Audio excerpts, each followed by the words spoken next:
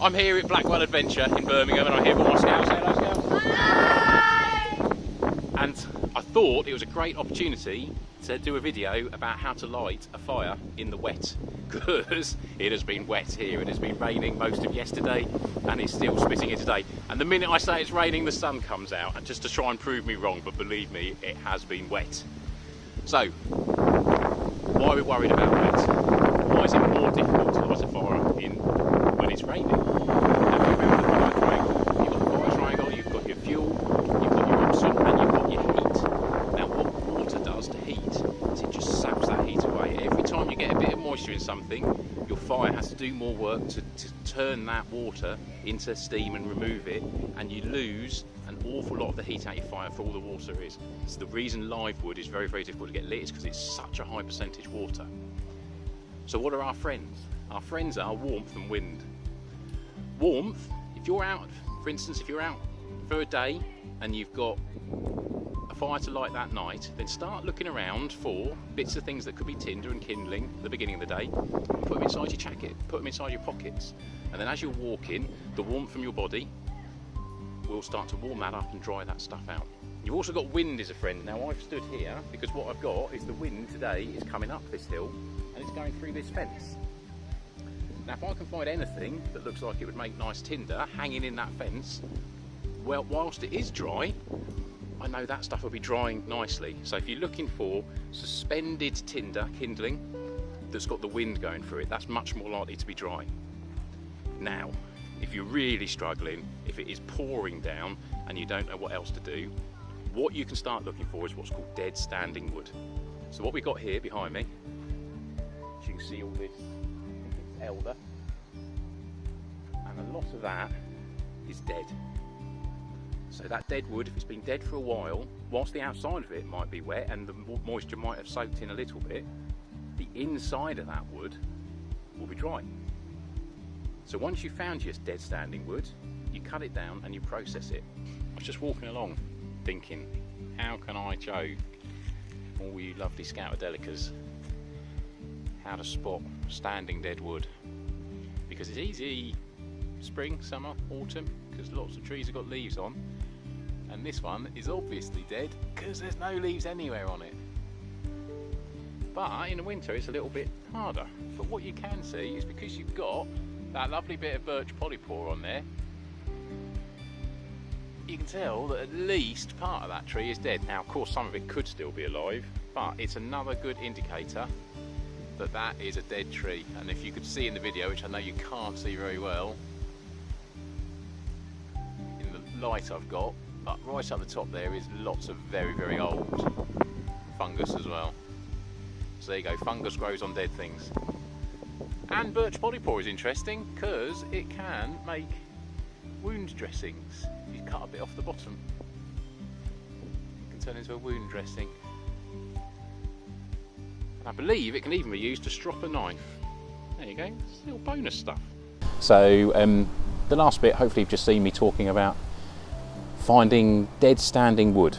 And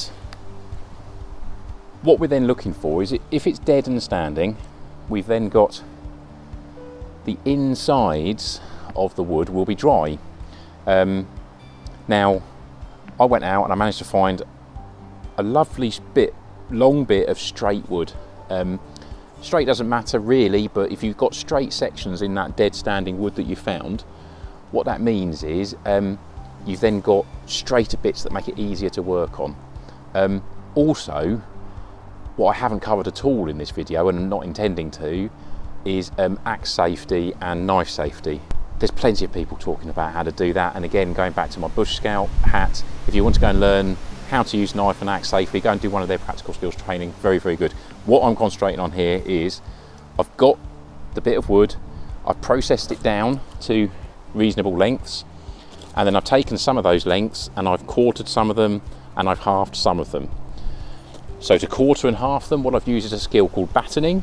Again, you'll be able to find out how to do that online. There's lots of people telling you how to do it, lots of people telling you how to do it safely. What we've now got is I've got my bit of dead standing wood. It was very wet where I am when I'm recording, very, very, very wet yesterday.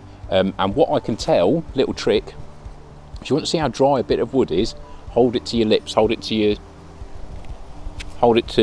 the lips or just above the lips if you don't want to.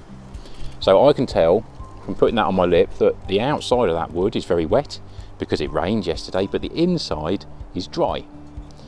And what we've spoken about before is that wet is the absolute enemy of a fire. You've got to keep things dry. So how do we keep things dry? Well, what we're going to do is we're going to make ourselves, using this wood that we've quartered, we're going to put the wet side down and we're going to put the dry side up. Now I've got this lovely little fire pit to keep the dry stuff dry,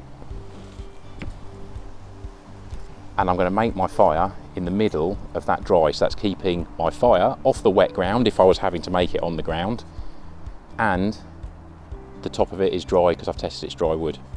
I've now got the insides of these twigs and I'm going to start processing them down. Now if I was in an environment where it was very wet, then I'd be using my clothes to process the wood I was going to process down onto to keep it dry, and I'd have something over me. It could even be my body, that I was using to keep things dry. But what I'm going to do now is I'm going to process this wood down into finer bits, and I'm doing that as safely as I can. I'm doing it away from my body, I'm doing it down onto the ground. I want as much of that dry middle as I can get. I spent some time processing those bits of wood down. I've got a nice big pile of wood shavings. I've also processed some of the other bits down a bit finer. Notice how I'm trying to keep everything on the dry mat because, again, water is always the enemy. How do I light the flame? Doesn't really matter.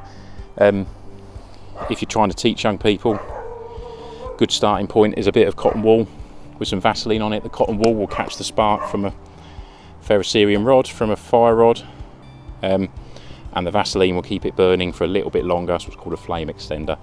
So this gives you a bit of chance of success. If you are going to go out somewhere where you think it's wet, keep some Vaseline with you, and then you've always got something that can help with your tinder, whatever tinder you've decided to use. So we'll put that on there. Right, so cotton wool is burning. I don't have to worry too much because we've got that bit of Vaseline on there to keep it burning for a bit longer, and place my processed wood down. Now, like I said, this is all dry wood, so it should go quite nicely. But what I'm looking for, as I've said before, is to get some heat in this so that we can light the bigger bits. So I'm going to get all my shavings down. Right. And I'm keeping it all on that dry wood, keeping all my fire on my dry wood, and that's caught. Now, can we light the bigger bits? Let's put some bigger bits across and see how they do. So I'm putting them dry side down, but there should be heat in here, and it will be more forgiving if there is some water in there, because it's got a bit of heat behind it. So I can feel here that's actually starting to do getting quite a bit of heat in there now. I have a fair amount of confidence that that wood will catch. So what I might start trying to do, because we've got a bit of wind around today, I might start building up my... it's just started raining as well, just to really test me.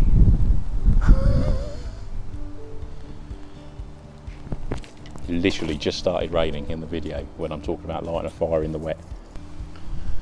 Don't forget the fire triangle. We've always got air, heat, oxygen, heat and fuel. So we've got the fuel. I'm adding some air to get this going,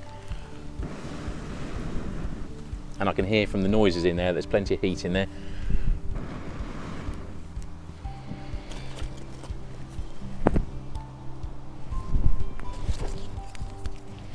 So I'm putting the dry side down bits on top, and the wind is coming through. Yes, there we go. And I can see underneath the wood is lit. We've got plenty of heat in there. That's now a stable fire, so I could feed that up. I could get that going, keep me warm in the cold. You can see how many flames are coming off here. I'm actually sat a bit too close to it now because it's getting quite hot.